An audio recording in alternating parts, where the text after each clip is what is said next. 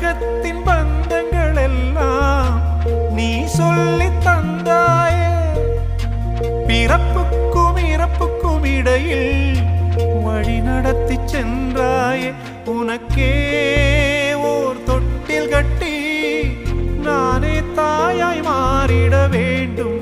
ஆராரிராரோ நான் இங்கே பாட,